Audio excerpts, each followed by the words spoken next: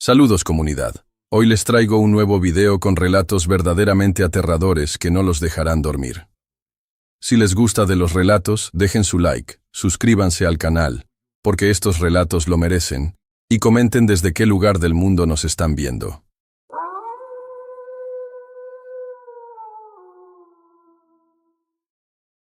Esto sucedió hace aproximadamente 8 meses, en una ruta que tuve que hacer hacia la zona de Topia, en el estado de Durango.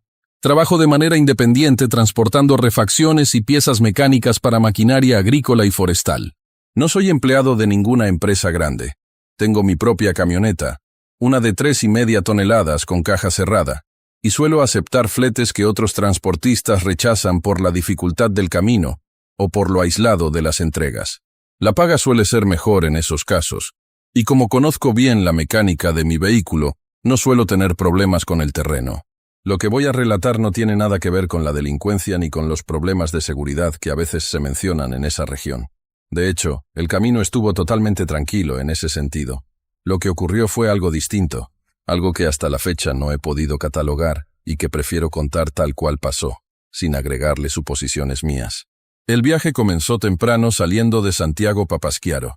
Tenía que entregar un eje y varias cajas de filtros y aceites en una ranchería que está a unos 40 minutos antes de llegar al pueblo de Topia, pero metiéndose por una brecha secundaria que sube hacia una zona de aserraderos viejos. El cliente era un encargado de apellido Barajas, un hombre con el que solo había hablado por teléfono para coordinar la entrega. La carretera que va hacia esa zona es complicada, llena de curvas muy cerradas, subidas pronunciadas y precipicios constantes. Es la Sierra Madre Occidental en su punto más agreste. El paisaje es puro pino, encino y barrancas profundas. Salí con tiempo de sobra porque no quería que me agarrara la noche en el camino, ya que en esas zonas la niebla baja muy rápido y la visibilidad se vuelve nula. Todo el trayecto por la carretera principal transcurrió sin incidentes. Hice una parada rápida para revisar los niveles de agua y aceite antes de entrar al tramo de terracería que me habían indicado. Eran aproximadamente las 4 de la tarde cuando dejé el asfalto y empecé a subir por la brecha. El camino era de tierra compacta y piedra suelta, lo suficientemente ancho para un solo vehículo grande, con algunos apartaderos cada cierto tramo para poder dar paso si venía alguien de frente. No me crucé con nadie. El silencio en esa parte de la sierra es muy particular. Cuando uno apaga el motor, no se oye absolutamente nada más que el viento moviendo las copas de los pinos. No hay ruido de ciudades ni de aviones ni siquiera de ganado en esa altura específica. Llevaba cerca de 1 hora y media subiendo por la brecha. El GPS del celular ya había perdido la señal hacía mucho, pero llevaba anotadas las referencias. Un cruce de caminos con una cruz de madera vieja, luego un vado seco y después una subida en forma de S hasta llegar a una planicie donde estaría el aserradero. Pasé la cruz de madera sin problemas. El sol ya estaba bajando, y la luz se ponía de ese color anaranjado que hace que las sombras de los árboles se estiren mucho sobre el camino. Al pasar el vado seco, sentí que la camioneta dio un golpe fuerte en la suspensión delantera derecha. No fue un golpe normal de bache, sonó metálico, seco, como si algo se hubiera partido. Avancé unos 10 metros más, y el volante se puso duro, y empezó a vibrar de forma violenta. Tuve que frenar de inmediato para no perder el control, ya que a mi lado izquierdo estaba el barranco, una caída de al menos 200 metros hacia el cauce de un arroyo que apenas se veía abajo. Me detuve, puse el freno de mano y apagué el motor. Me bajé para inspeccionar. El aire estaba frío, mucho más frío que abajo en el valle. Se sentía ese olor a resina de pino y a polvo seco. Me agaché del lado del copiloto y vi que el problema no era una llanta ponchada, sino un perno de la horquilla que se había capado. La llanta estaba chueca, inclinada hacia adentro. No podía mover la camioneta así. Tenía herramienta y traía refacciones básicas, pero arreglar eso me iba a tomar tiempo, y necesitaba calzar bien el vehículo para que no se me viniera encima o resbalara hacia el barranco. Maldije mi suerte, pero me puse a trabajar de inmediato para aprovechar la luz que quedaba. Saqué el gato hidráulico, las torres de seguridad y la caja de herramientas. Empecé a aflojar las tuercas de la rueda. El sonido de la llave de cruz rechinando contra el metal oxidado era lo único que rompía el silencio. Mientras hacía fuerza con el pie para bajar una tuerca que estaba muy apretada, escuché algo. Fue un sonido breve, como una piedra cayendo y rodando por la ladera del cerro, al otro lado del camino, en la parte que sube hacia el monte. Me detuve y miré. La ladera era empinada, cubierta de maleza seca y troncos de árboles caídos. No vi nada. Pensé que sería algún animal, tal vez una cabra o un venado, aunque no había visto rastros. Seguí trabajando. Quité la llanta y la puse debajo del chasis por seguridad. Estaba luchando para sacar el perno roto cuando volví a escuchar un ruido. Pero esta vez no fue una piedra. Fue un murmullo. Sonó exactamente como si alguien estuviera hablando en voz baja justo detrás de mí, a menos de 1 metro. Me giré rápido, con la llave en la mano, esperando ver a alguien. No había nadie. Miré hacia el camino, hacia atrás y hacia adelante. Estaba completamente solo. La brecha se perdía en las curvas en ambas direcciones. Pensé que el cansancio y la altura me estaban jugando una mala pasada. A veces, el viento silba entre las rocas y parece voz humana. Volví a concentrarme en la mecánica. Tenía que golpear el perno con un martillo para sacarlo. Di el primer golpe. Clank. Inmediatamente después del golpe, escuché un sonido idéntico que venía desde abajo, desde el fondo del barranco. Clank. Me quedé quieto. Esperé. No hubo más eco. Golpeé de nuevo. Clank. Y otra vez, desde abajo. Pero esta vez sonó un poco diferente. Más como si alguien estuviera golpeando 2 piedras entre sí para imitar el sonido del metal. No era un eco natural. El eco tarda una fracción de segundo y se desvanece. Esto sonó casi 2 segundos después y tuvo una cadencia deliberada. Me levanté y me acerqué al borde del camino para mirar hacia el barranco. La vegetación era muy densa abajo. No se veía el fondo, solo copas de árboles y sombras que ya se estaban poniendo negras por la falta de luz. ¿Hay alguien ahí?, grité. Mi voz salió fuerte y seca.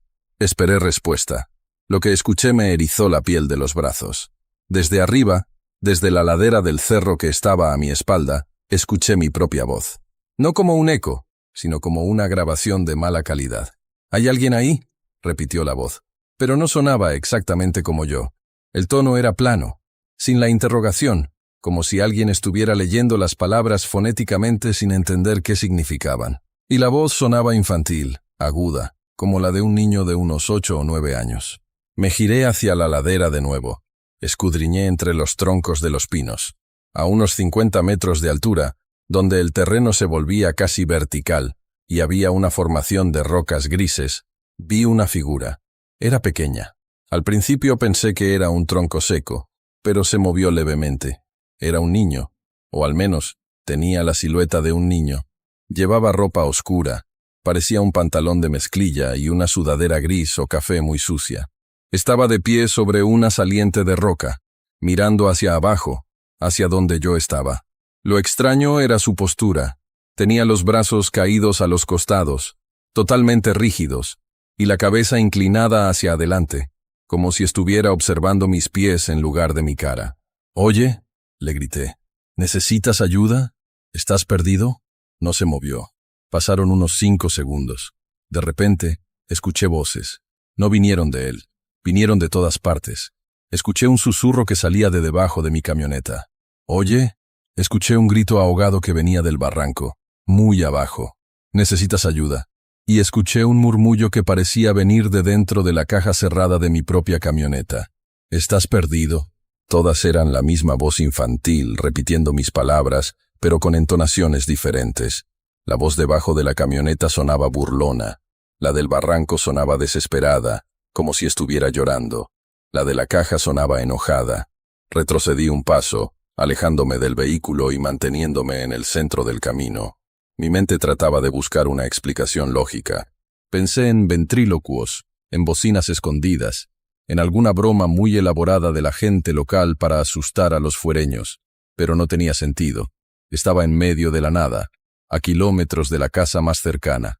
El niño en la roca seguía inmóvil. Decidí que tenía que terminar de arreglar la camioneta lo más rápido posible e irme, aunque fuera con el arreglo provisional. Me agaché de nuevo, tratando de ignorar el sonido, pero mis manos temblaban. Mientras manipulaba las herramientas, el entorno auditivo se volvió un caos. Empecé a escuchar conversaciones. No eran palabras claras, Era como cuando uno está en un mercado lleno de gente y solo oye el zumbido de muchas voces hablando a la vez. Ese sonido venía del bosque, de los árboles alrededor. Subía y bajaba de volumen. A veces parecía que la multitud estaba a 10 metros, a veces a 1 kilómetro. Dejé el martillo en el suelo y me levanté. No podía trabajar así. Miré hacia la roca de nuevo. El niño ya no estaba allí. Sentí un pánico frío en el estómago. Miré a mi alrededor frenéticamente. ¿Dónde estás?, pregunté en voz baja, casi para mí mismo. ¿Dónde estás?, respondió una voz justo a mi oído izquierdo. Salté hacia un lado y giré, tirando un golpe al aire con la mano. No había nadie, pero el soplido del aire al hablar lo sentí en la oreja. Fue físico. Alguien había estado ahí. Corrí hacia la cabina de la camioneta para sacar una linterna potente que llevo siempre. La luz del sol ya casi se había ido. Quedaba solo ese resplandor grisáceo antes de la oscuridad total. Encendí la linterna y barrí la zona con el haz de luz. Iluminé la ladera, el camino, los árboles. Cuando pasé el haz de luz por un grupo de encinos que estaba a unos 20 metros delante de la camioneta, vi algo pálido detrás de un tronco. Apunté fijo ahí. El niño estaba asomándose. Solo se veía la mitad de su cuerpo. Con la luz, pude ver detalles que no veía a la distancia. Su ropa no era ropa normal. Parecía tela vieja, desgastada, como costales teñidos o ropa que ha estado a la intemperie años. Su piel era muy blanca, de un blanco enfermizo, como la panza de un pescado. «¡Sal de ahí!», dije tratando de sonar autoritario, aunque estaba aterrorizado. El niño salió completamente detrás del árbol. Caminó hacia el centro del camino, quedándose justo en el límite donde la luz de mi linterna empezaba a perder fuerza. Caminaba raro, no flexionaba bien las rodillas, daba pasos cortos y rígidos, arrastrando un poco los pies. Se detuvo a unos 15 metros de mí, y entonces empezó el sonido de nuevo. Pero esta vez no eran palabras. El niño abrió la boca. Desde mi posición, vi que abría la boca mucho más de lo que una mandíbula normal debería permitir. Y de su garganta no salió un sonido, salieron 100. Escuché el sonido de un motor diésel arrancando. Escuché el ladrido de un perro. Escuché el sonido de agua corriendo. Escuché el chillido de un cerdo. Todo al mismo tiempo, superpuesto, saliendo de esa boca abierta oscura en medio de la brecha. El volumen era insoportable. Me tapé los oídos con las manos, pero el sonido parecía vibrar dentro de mi cráneo. El niño empezó a avanzar hacia mí, manteniendo esa boca desencajada abierta. Di pasos hacia atrás, tropezando con mi propia caja de herramientas. Caí sentado en la tierra. La linterna rodó a un lado, pero quedó apuntando hacia él. Al estar en el suelo, la luz le dio desde abajo, iluminando su cara con sombras alargadas. Fue ahí donde vi sus dientes. Cuando se acercó a unos 5 metros, pude ver que su boca estaba llena de estructuras pequeñas y grises. No eran dientes planos ni colmillos normales. Parecían agujas, o más bien como los dientes de una sierra, finos y amontonados en varias hileras. Y no tenía lengua. El hueco de su boca era negro y profundo. El cacofonía de sonidos cesó de golpe. El silencio cayó como una losa, más pesado que antes. El niño se detuvo a 3 metros de mis pies. Cerró la boca. Hizo un gesto con la cabeza, ladeándola hacia la derecha, como un pájaro curioso. Luego habló con mi voz, la misma voz que yo uso cuando estoy enojado o estresado. «Ya casi terminas. Falta apretar el perno», lo dijo con una calma absoluta, describiendo lo que yo estaba pensando hacer. Me levanté como pude, raspándome las manos con la grava. Mi instinto no fue atacar, fue huir, pero no podía dejar la camioneta ahí. Era mi único medio de escape. El niño seguía mirándome. Sus ojos eran oscuros, sin la parte blanca visible, o tal vez era la falta de luz, pero parecían 2 pozos negros. «Vete», dije, temblando. El niño sonrió. La comisura de sus labios se estiró hasta casi tocar sus orejas, revelando otra vez esas hileras de dientes grises. «Vete», repitió él, pero esta vez la voz sonó distorsionada, grave, como si viniera de debajo de la tierra. Dio un paso hacia atrás, luego otro. Empezó a retroceder hacia la oscuridad del bosque, sin dejar de mirarme y sin dejar de sonreír. Se fundió con las sombras de los árboles hasta que dejé de verlo. No esperé a ver si volvía. El miedo me dio una inyección de adrenalina que nunca había sentido.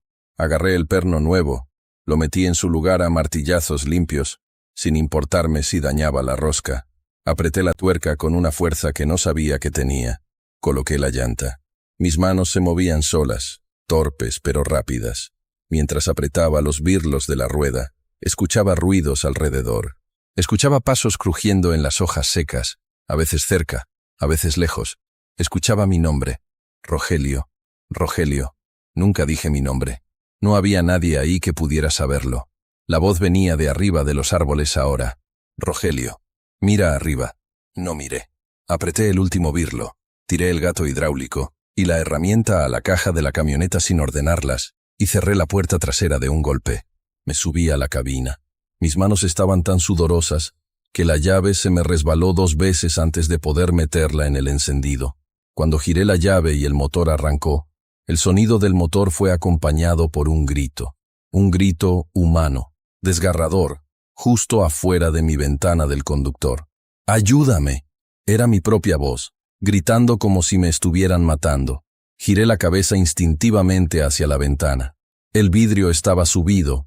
Al otro lado, pegado al cristal, estaba la cara del niño. Tenía las manos, con dedos inusualmente largos y pálidos, presionadas contra el vidrio. Su boca estaba pegada al cristal, abierta, y el vaho de su aliento empañaba el vidrio. Aceleré a fondo. Las llantas traseras patinaron en la tierra suelta, y la camioneta coleteó peligrosamente hacia el barranco antes de agarrar tracción. No miré por el retrovisor. Manejé los siguientes kilómetros como un loco. La suspensión delantera golpeaba horrible en cada bache porque no había alineado nada. Solo había puesto el perno para que la rueda no se cayera. Sentía las vibraciones en el volante hasta los hombros. Durante los primeros 10 minutos de trayecto, seguí escuchando cosas. Escuchaba golpes en el techo de la caja, como si alguien fuera corriendo encima de la camioneta. Escuchaba risas que parecían salir de las ventilas del aire acondicionado. Encendí el radio a todo volumen, aunque solo se escuchaba estática. Prefería eso a las voces. Llegué a la ranchería del señor Barajas casi 1 hora después. Entré al patio de maniobras con la camioneta echando humo y con la llanta delantera rechinando. Había luces encendidas y gente trabajando. Cuando me bajé, las piernas se me doblaron y casi caigo al suelo. Unos trabajadores se acercaron. El señor Barajas salió de una oficina prefabricada. «¿Qué pasó, amigo?» «Viene usted pálido como un muerto», me dijo Barajas, un hombre mayor de bigote canoso. No supe qué decir. No podía decirles, un niño monstruo me imitó la voz. Se me fregó la suspensión en la subida, y creo que me querían asaltar. Mentí. Fue lo único que se me ocurrió. Barajas frunció el ceño y miró hacia el camino oscuro por donde yo había llegado. «¿En la subida de la cruz?», preguntó bajando la voz. «Pasando el vado seco», dije. Barajas intercambió una mirada con uno de sus trabajadores, un hombre joven que traía una gorra de béisbol.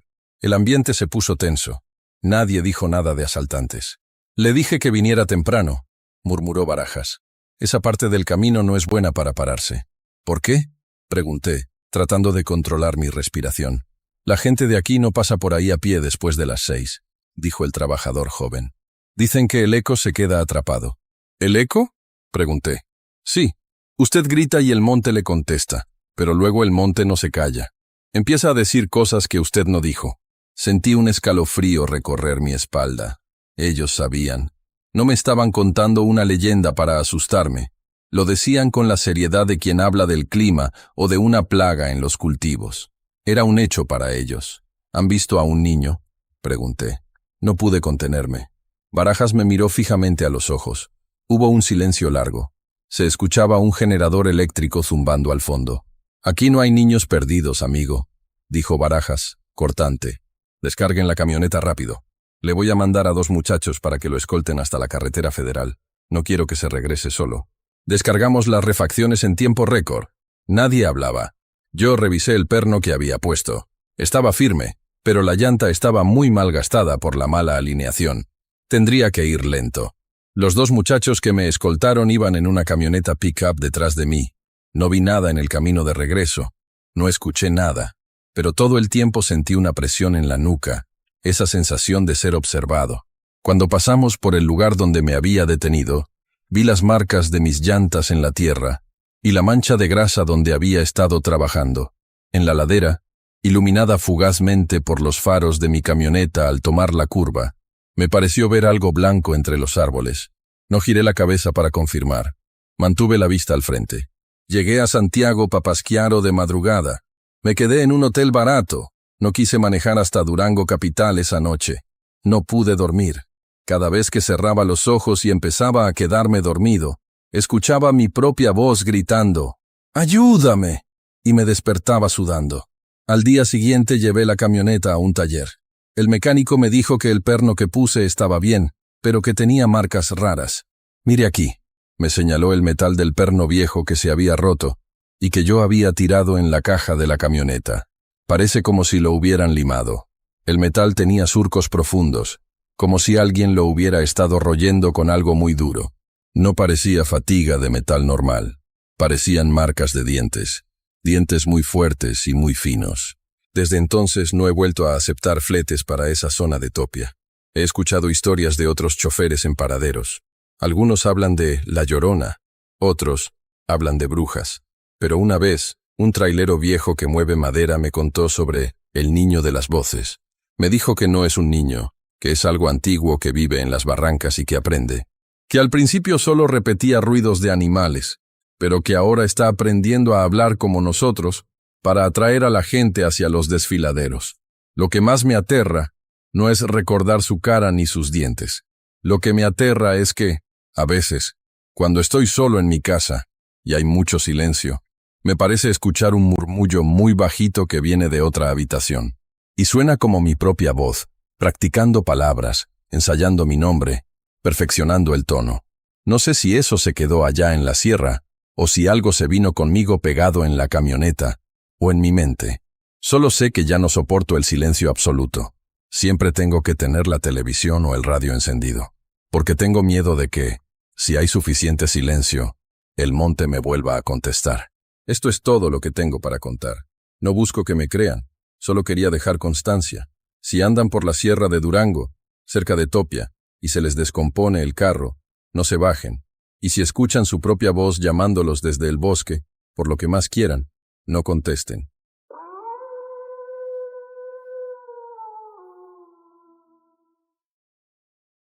Hola a todos.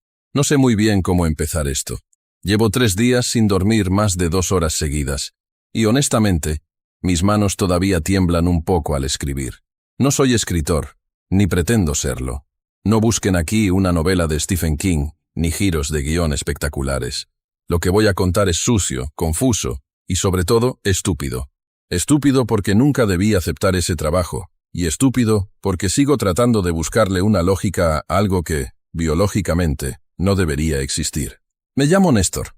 Tengo 34 años. Soy técnico en sistemas de riego y bombas hidráulicas. No es un trabajo glamuroso, pero paga las facturas. La semana pasada, mi jefe me mandó a una zona rural en las afueras de Acatzingo, en el estado de Puebla. El cliente era un terrateniente local, un tipo llamado Don Braulio, que tenía un problema con la presión de agua en sus cultivos de maíz. Eran hectáreas y hectáreas de milpa, un mar verde y seco que se extendía hasta donde la vista podía llegar, interrumpido solo por caminos de tierra y polvo. El trabajo debía ser sencillo: revisar 3 bombas principales que alimentaban el sistema de aspersión, calibrarlas y asegurarme de que el sistema automatizado funcionara durante la noche. El problema es que estas bombas estaban viejas, mal mantenidas y ubicadas en puntos muy distantes entre sí dentro de la propiedad. Don Braulio, un hombre de pocas palabras y mirada esquiva, me dijo que prefería que trabajara de tarde y noche, porque durante el día el calor era insoportable y, según él, cortar el agua con el sol arriba quema la cosecha. Me ofreció un extra considerable por quedarme a monitorear el ciclo completo de riego, que va desde las 10:00 p.m. hasta las 4:00 a.m. Acepté. Necesitaba el dinero para la reparación de mi coche. Maldita la hora. Llegué el martes por la tarde. El lugar es desolador. No es el campo bonito de las postales. Es tierra dura, aire que huele a fertilizante y gasolina, y un silencio que pesa. Me instalé en una pequeña caseta de concreto junto a la bomba principal, la número 1.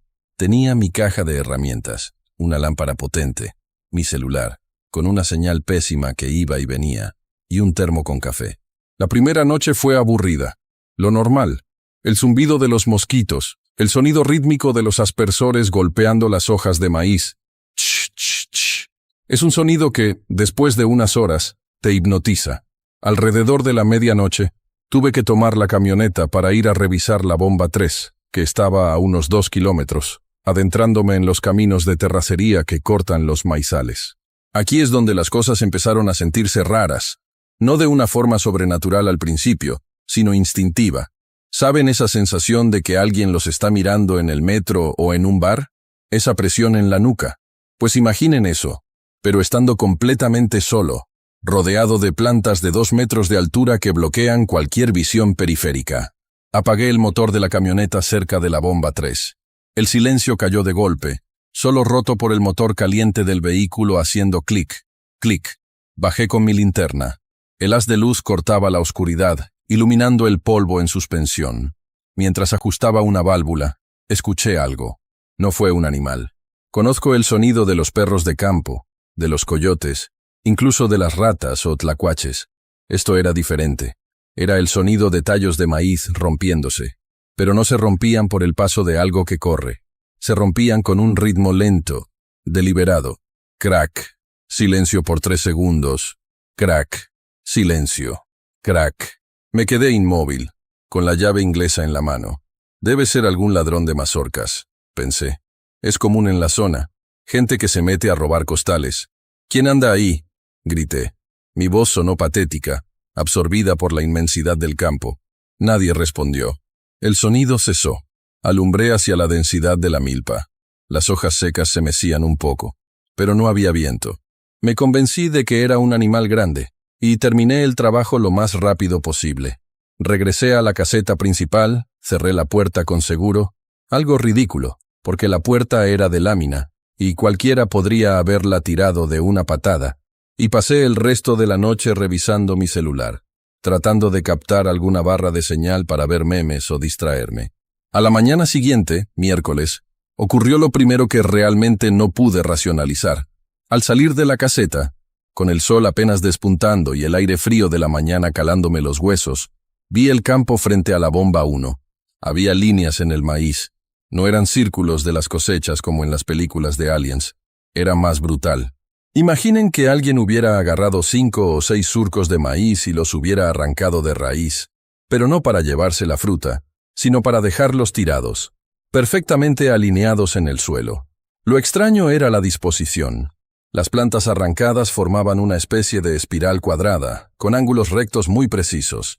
Caminé hacia allá. La tierra estaba removida, fresca. Lo que me heló la sangre no fue el vandalismo, sino las huellas. La tierra estaba húmeda por el riego de la noche, así que el lodo había capturado todo. Había huellas de pies descalzos, pies humanos, pequeños, como de una mujer o un adolescente. Pero el patrón de las pisadas no tenía sentido. Las huellas avanzaban hacia el centro del campo, pero la impresión de los dedos y el talón sugería que la persona había caminado hacia atrás todo el tiempo. El talón estaba hundido profundamente, y los dedos apenas marcados, como si alguien caminara de espaldas con mucho peso o fuerza. Y había algo más. La distancia entre paso y paso era antinaturalmente larga. Yo mido 1.80 y traté de dar una zancada similar al lado de las huellas. Casi pierdo el equilibrio.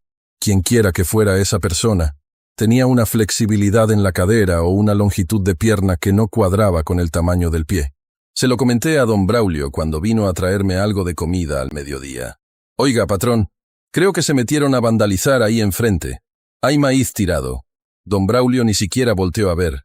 Siguió mirando su camioneta, con el sombrero calado hasta los ojos. Son los tejones, Néstor. No le hagas caso. Tú concéntrate en las bombas. Pero don, son huellas de persona, descalza. Y arrancaron las matas de raíz. El viejo se tensó. Lo vi en sus hombros. Escupió al suelo y me miró por primera vez a los ojos. Tenía una mirada turbia, cansada. Si ves gente, no les hables, no les grites. Y por lo que más quieras, no los sigas. Aquí la gente es mañosa. Tú enciérrate en la caseta si no estás ocupado. Esa respuesta no me tranquilizó. Al contrario, llegó la segunda noche. El ambiente estaba más pesado. El calor no se había ido con el sol. La tierra irradiaba una temperatura sofocante. Me dolía la cabeza, un dolor punzante detrás de los ojos. A las 2:00 am, la bomba 2, la más lejana, falló.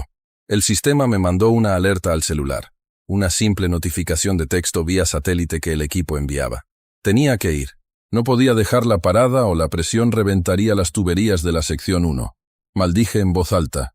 Agarré la linterna, una navaja que siempre llevo, más por costumbre que por utilidad, y subí a la camioneta. El trayecto a la bomba 2 es el más largo. Tienes que rodear una pequeña loma. Mientras conducía, las luces altas de la camioneta iluminaban el camino de tierra blanca. A los lados, las paredes de maíz parecían cerrarse sobre mí. Entonces la vi. Estaba a unos 100 metros, justo en el borde del camino, donde termina la tierra y empieza la siembra. Frené de golpe. El polvo me adelantó, nublando la visión por unos segundos. Era una mujer. O eso parecía. Llevaba un vestido blanco, sucio, desgarrado en la parte de abajo, que le llegaba hasta los tobillos. El cabello lo tenía largo, negro y completamente enmarañado, cubriéndole la espalda. Estaba de pie, dándome la espalda, inmóvil. Mi primer pensamiento fue, una local loca o una drogadicta. Bajé la ventanilla, sintiendo el aire caliente entrar. «Oiga», grité. «Oiga, no puede estar aquí. Es propiedad privada». Ella no se movió, ni un centímetro. Pero entonces empezó a caminar. Y aquí es donde mi cerebro empezó a fallar, tratando de procesar lo que veía. Se movía hacia el maizal, alejándose de mí, pero sus movimientos eran erróneos. Cada paso era una sacudida violenta. Levantaba la pierna demasiado alto y la dejaba caer con fuerza. Pum, pum, pum. Y entonces me di cuenta. Los pies. La luz de los faros le daba en los tobillos. Sus pies no apuntaban hacia el maizal, hacia donde ella caminaba. Sus pies apuntaban hacia mí. Los talones estaban hacia el frente de su marcha, y los dedos hacia mí. Estaba caminando hacia atrás, pero no como alguien que retrocede con cuidado. Sus rodillas se doblaban en la dirección de la marcha. Sentí un vómito ácido subir por mi garganta. Anatómicamente, eso significaba que sus piernas estaban rotas y giradas 180 grados, o que sus articulaciones funcionaban al revés. Aceleré. Me importó una mierda la bomba, la presión y el dinero de don Braulio. Pasé de largo, acelerando la camioneta para alejarme de esa cosa. Al pasar a su lado, no pude evitar mirar por el retrovisor. Fue un error. La vi, iluminada por la luz roja de mis calaveras traseras. Se había detenido. Su cuerpo, su torso y sus piernas seguían orientados hacia el maizal, alejándose de la carretera. Pero su cabeza había girado completamente.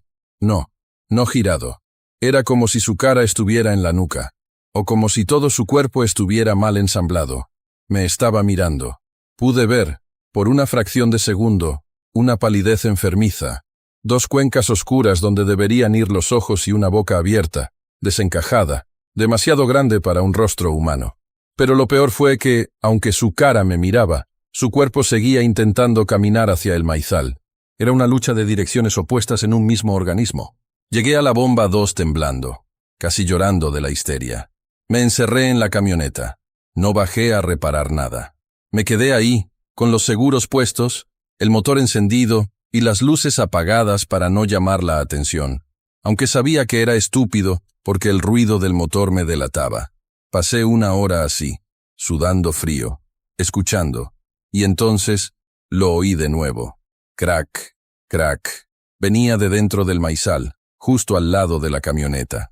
Sonaba cerca, muy cerca. Y luego, un sonido nuevo, un sonido húmedo, como cuando caminas con botas llenas de agua. Chop, chop, y un olor. Dios, ese olor nunca se me va a olvidar. Olía a cobre, a sangre vieja y a tierra podrida. Un olor dulzón y metálico que se filtraba por las ventilas del aire acondicionado, aunque lo tenía en modo recirculación. Empecé a escuchar susurros. O eso creí. No eran palabras. Era como aire escapando de una garganta cortada. Un siseo constante. Shh, shh. Algo golpeó suavemente la lámina de la puerta del copiloto. Un toque ligero. Toc. Me agaché en el asiento del conductor, haciéndome bolita, tapándome los oídos. Soy un hombre adulto, mido 1,80, peso 90 kilos, y estaba llorando como un niño asustado. El toque se repitió. Toc, toc, toc, rítmico, insistente. Y luego, la manija de la puerta se movió. La vi bajar lentamente. El mecanismo crujió. Gracias a Dios tenía el seguro puesto. La manija subió y bajó con violencia varias veces. La camioneta se sacudió como si alguien muy pesado se hubiera recargado en ella. Luego, silencio. Estuve así hasta que salió el sol. No tengo noción del tiempo. Solo sé que cuando la luz gris del amanecer iluminó el campo, arranqué la camioneta y volví a la caseta principal a toda velocidad. Recogí mis cosas en 3 minutos. Dejé la herramienta, dejé el termo, dejé todo lo que no fuera indispensable.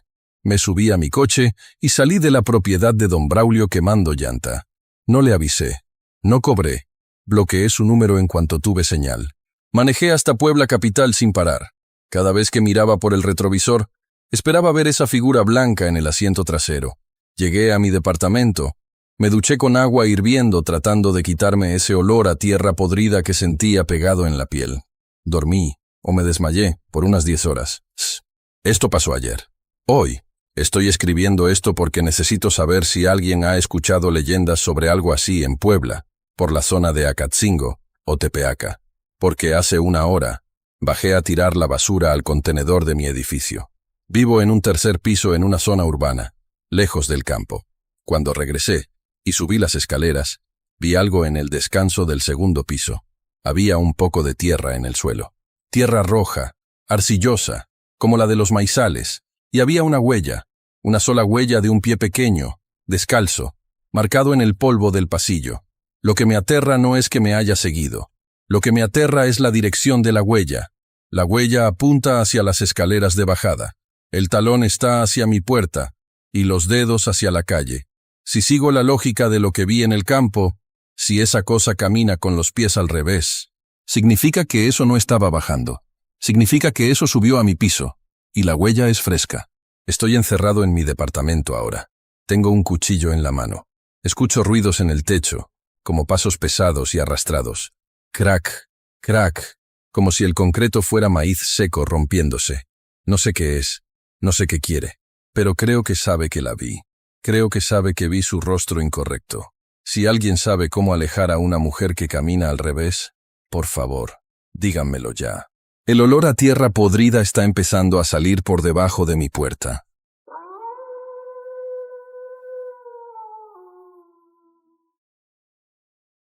Lo que voy a relatar sucedió hace exactamente 8 meses, cuando tuve que hacerme cargo temporalmente de un rancho que pertenecía a un socio de mi padre, el señor Galván, quien había tenido problemas de salud y necesitaba que alguien vigilara el lugar mientras se resolvía una disputa legal sobre los linderos del terreno.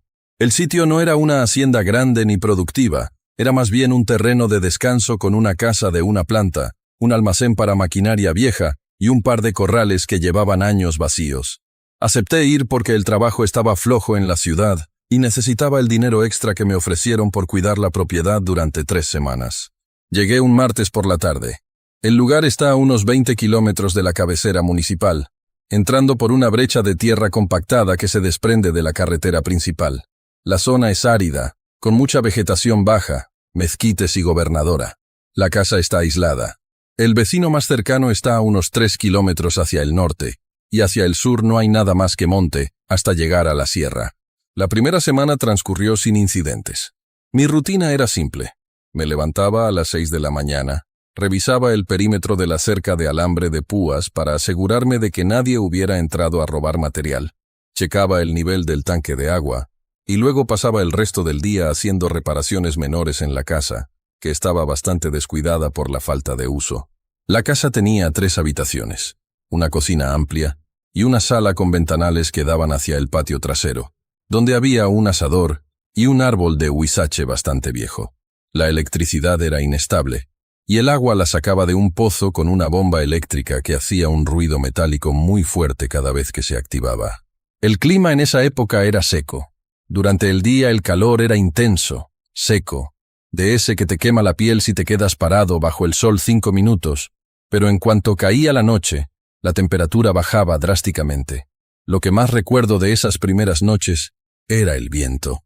Siempre soplaba un viento constante que bajaba de las lomas, moviendo las ramas de los árboles y levantando polvo que se colaba por debajo de las puertas. El sonido del viento era lo único que se escuchaba, a veces mezclado con el aullido lejano de los coyotes o el ladrido de los perros del rancho vecino, que aunque estaba lejos, el sonido viajaba claro por el silencio del desierto. Todo cambió alrededor del 10º día. Recuerdo que fue un jueves porque ese día había ido al pueblo a comprar provisiones, agua embotellada, latas de atún, café y baterías para la linterna. Regresé al rancho antes de que oscureciera. Cerré el portón de entrada, que es una estructura de tubos de metal oxidados asegurada con una cadena y un candado grande. Estacioné mi camioneta cerca de la puerta trasera de la cocina para bajar las cosas. Mientras descargaba las bolsas, noté que el ambiente estaba diferente. El viento, que había soplado sin parar desde que llegué, se había detenido por completo. No se movía ni una hoja. El silencio era absoluto, pesado. No se escuchaban grillos, ni aves nocturnas, ni los perros del vecino. Era como si todo el entorno hubiera contenido la respiración. Esa noche cené algo rápido y me senté en la sala a revisar unos correos en mi celular, aprovechando que la señal llegaba por momentos. La sala tenía una ventana grande sin cortinas, solo con un mosquitero metálico, que daba vista directa al patio de tierra y al área donde estaba el almacén de maquinaria. Eran cerca de las 11 de la noche cuando escuché el primer ruido. No fue un golpe ni un paso, fue el sonido de la grava siendo aplastada lentamente, como cuando un vehículo se acerca con el motor apagado, pero más ligero. Me levanté y apagué la luz de la sala para poder ver hacia afuera sin que el reflejo del vidrio me estorbara. La luna estaba en cuarto creciente, pero iluminaba lo suficiente para distinguir las formas en el patio. Al principio no vi nada, solo las sombras estáticas de la maquinaria y el árbol. Me quedé observando unos 5 minutos, esperando ver algún coyote o quizás un zorro, animales comunes en la zona. Entonces lo vi. Saliendo de detrás del almacén, una figura cuadrúpeda avanzaba hacia el centro del patio. Por el tamaño, pensé de inmediato que era un perro, pero era demasiado grande para ser un perro callejero común. Era del tamaño de un gran danés, quizás un poco más robusto en la zona del tórax. Su pelaje se veía oscuro y desaliñado, con parches donde parecía faltarle pelo. El animal caminaba despacio, con una lentitud que no es natural en un perro que está husmeando o buscando comida. No olfateaba el suelo. Mantenía la cabeza levantada, mirando hacia la casa. Se detuvo justo donde terminaba la sombra del almacén y comenzaba la zona iluminada por la luna, a unos 15 metros de mi ventana. Se sentó. Lo hizo con movimientos pesados, acomodando las patas traseras y luego dejando caer el peso de su cuerpo. Se quedó allí, estático, mirando hacia la ventana donde yo estaba. Yo no me moví. Sentí una incomodidad instintiva, pero traté de racionalizarlo. Pensé que era un perro abandonado, tal vez enfermo, que buscaba refugio o comida. Sin embargo, había algo en su postura que me inquietaba. Los perros suelen estar alertas, mueven las orejas, giran la cabeza ante cualquier sonido. Este animal estaba completamente rígido, como una estatua. Decidí no salir. No quería arriesgarme a que tuviera rabia o fuera agresivo. Fui a la cocina. Verifiqué que la puerta trasera estuviera bien cerrada y puse el cerrojo. Luego fui a la puerta principal e hice lo mismo. Cuando regresé a la ventana de la sala, el animal seguía ahí, en la misma posición. Me fui a dormir cerca de la 1 de la mañana. Antes de acostarme, volví a mirar y ya no estaba. El patio estaba vacío. Esa noche dormí mal. Me despertaba a cada rato pensando que escuchaba rasguños en las paredes. Pero cuando ponía atención, el silencio era total. Al día siguiente, viernes, salí temprano a revisar el patio. El suelo era de tierra seca y polvo suelto, así que esperaba encontrar huellas. Fui al lugar donde el animal se había sentado. Las huellas estaban allí. Eran enormes, mucho más grandes que mi mano extendida, y las marcas de las garras eran profundas. Lo que me llamó la atención fue la forma de la huella trasera. Era alargada, casi como si el animal apoyara toda la planta del pie, y no solo los dedos, lo cual me pareció extraño para un cánido, aunque no soy experto en anatomía animal. Seguí el rastro, que venía desde el monte, cruzaba el alambrado, que en esa parte estaba un poco colgado, y llegaba al patio. Las huellas de salida iban hacia el mismo lugar. Durante el día traté de ocuparme en limpiar el sistema de drenaje de la casa, que estaba tapado con hojas secas. El calor era agobiante. Llegamos a los 38 grados. Trabajé hasta tarde para cansarme y poder dormir bien. A eso de las 7 de la tarde, el viento seguía sin aparecer. El aire estaba estancado y caliente.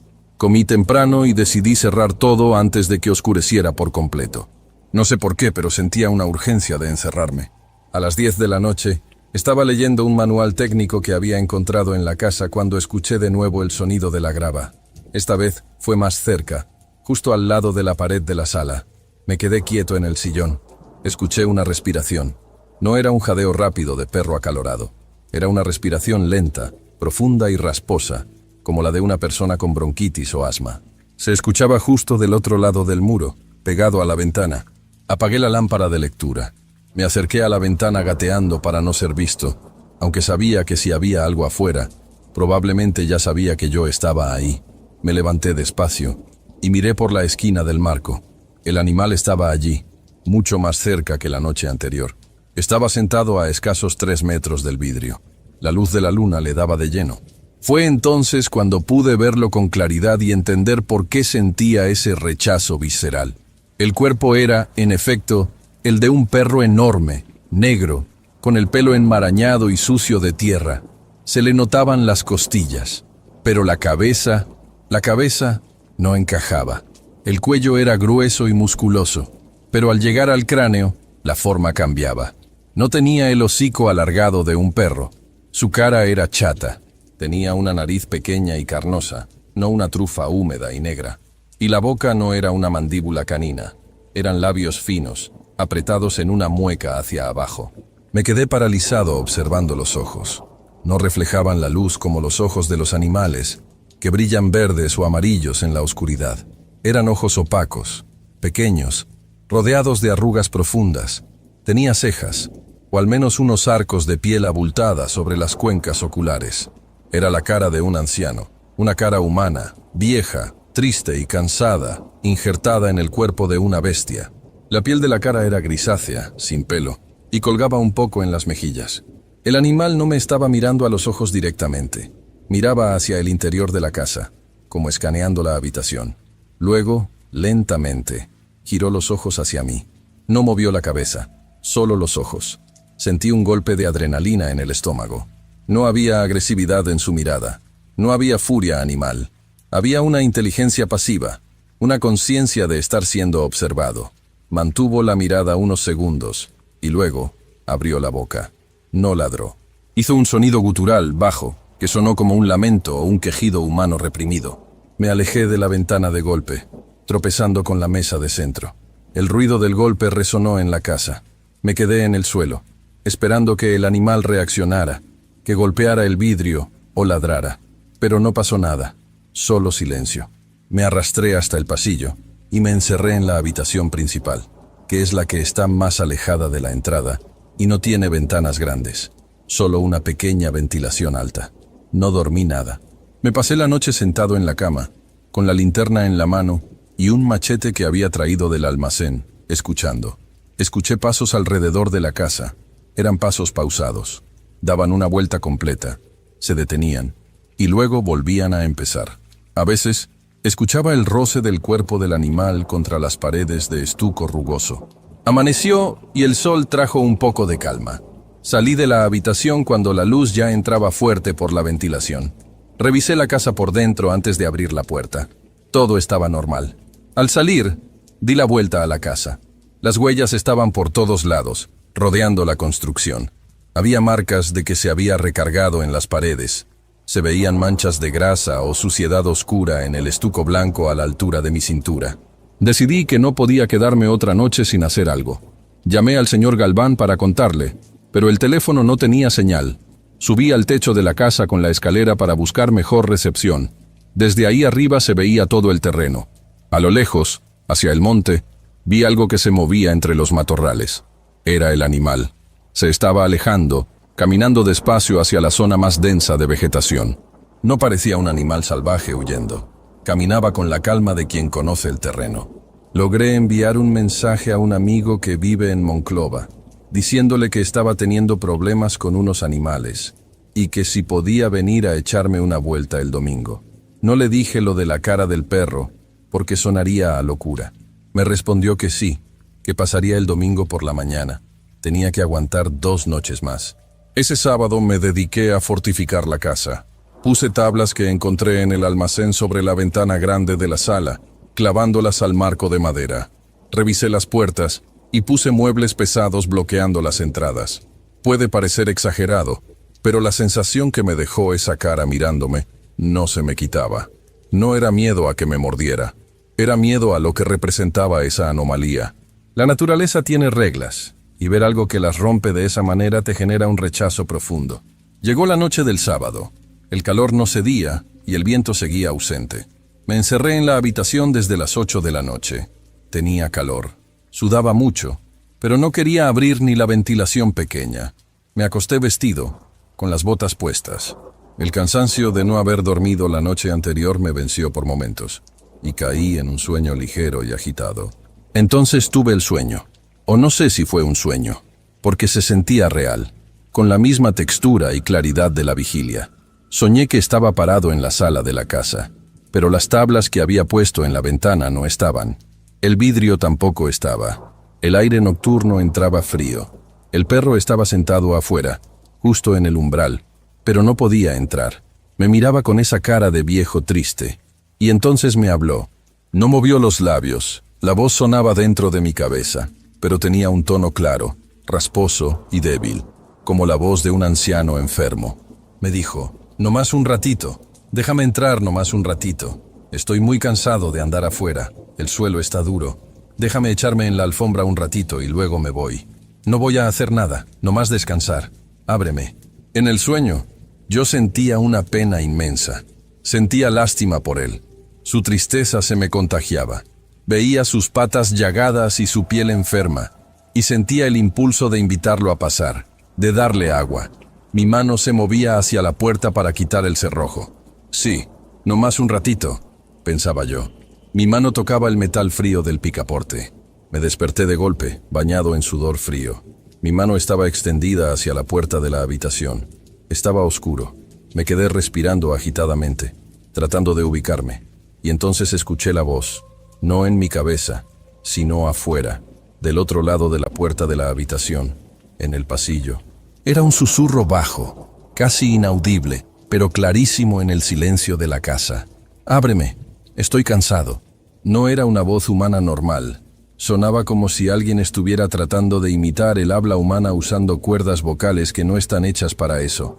Las palabras salían arrastradas, con un silbido de aire entre ellas. «Un ratito». El terror que sentí en ese momento es difícil de describir. No grité. Me hice un ovillo en la cama, tapándome los oídos con fuerza, cerrando los ojos hasta ver luces. Sabía que la puerta de la habitación era de madera hueca, barata. Si esa cosa quería entrar, podía romperla fácilmente. Pero no intentó tirarla.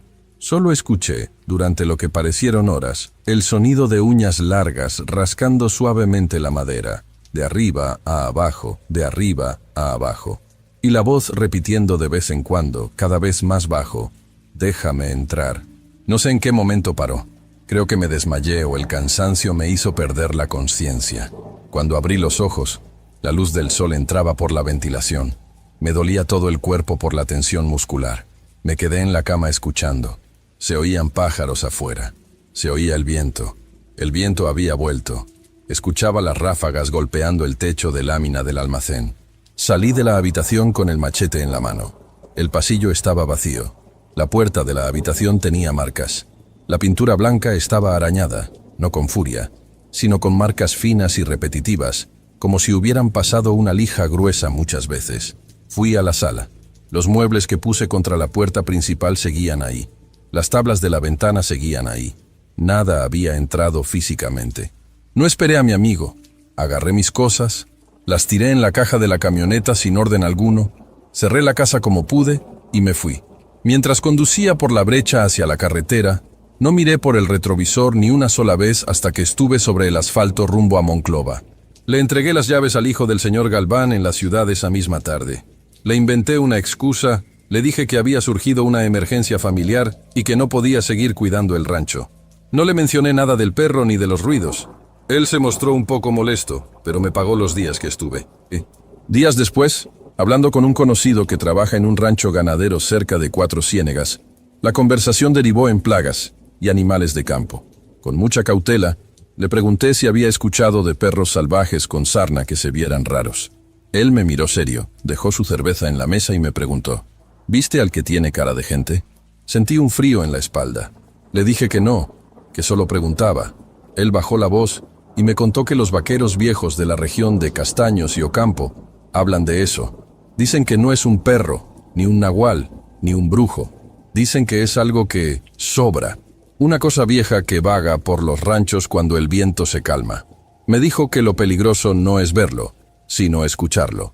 Que si lo escuchas pedir entrada y sientes lástima, ya te marcó. Me dijo, nunca le abras. Si le abres, entra, se echa un rato, y cuando se va, te lleva el juicio.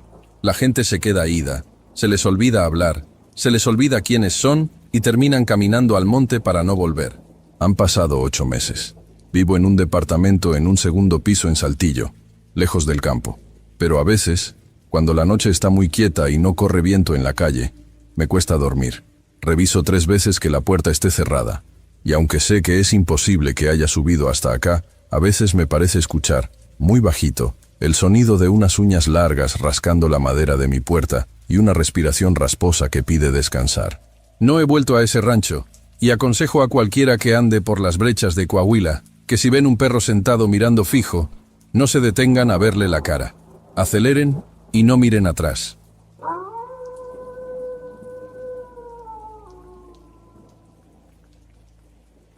Vivo en Cuernavaca, pero trabajo en la Ciudad de México. Hago ese trayecto casi a diario, ida y vuelta. Ya saben cómo es, la carretera federal, la de cuota. Uno se acostumbra a las curvas, a la neblina eterna de Huitzilac, a las historias de asaltos y secuestros. Uno se hace una coraza, ¿saben?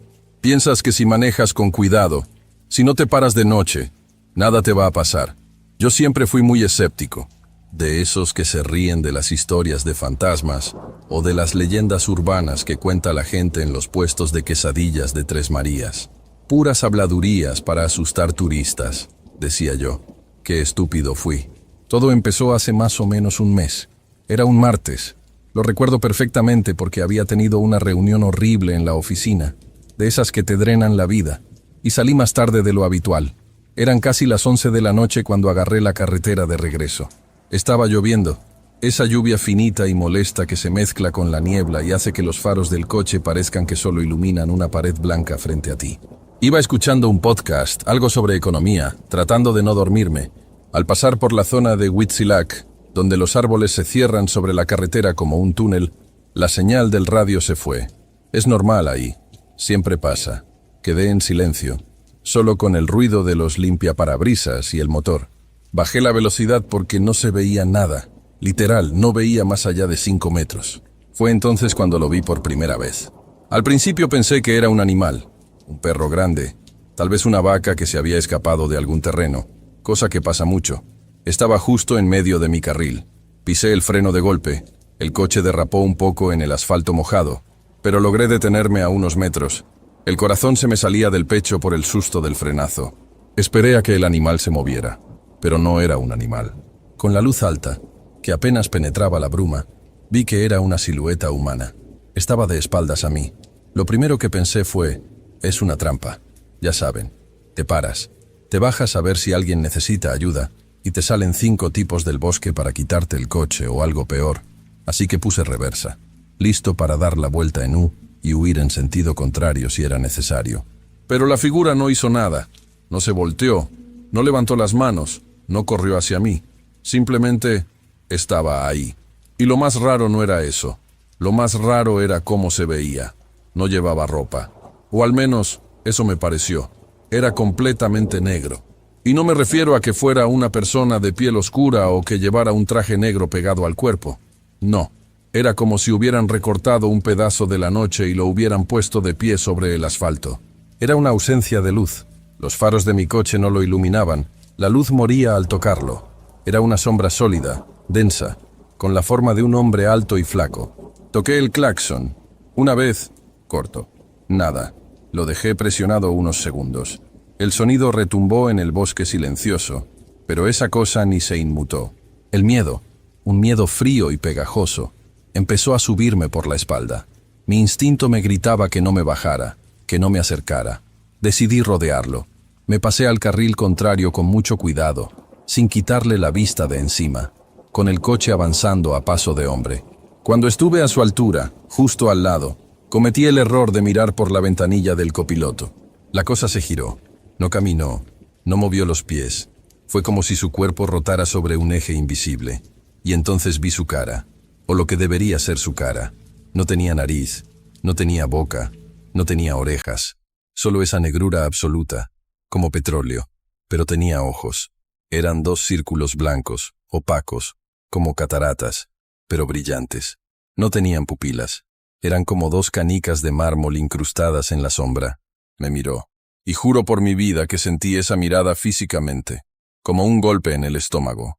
No fue una mirada de amenaza ni de ira, fue curiosidad, una curiosidad fría, inhumana. Aceleré a fondo. El coche patinó. Casi me salgo de la carretera, pero logré enderezarlo y salí disparado de ahí. No miré por el retrovisor. No quise ver si me seguía. Manejé el resto del camino temblando, con las manos tan apretadas al volante que me dolían los nudillos. Llegué a mi casa en Cuernavaca pasada la medianoche. Mi esposa, Elisa, ya estaba dormida. No quise despertarla. Me serví un tequila doble para calmar los nervios y me senté en la sala con todas las luces encendidas.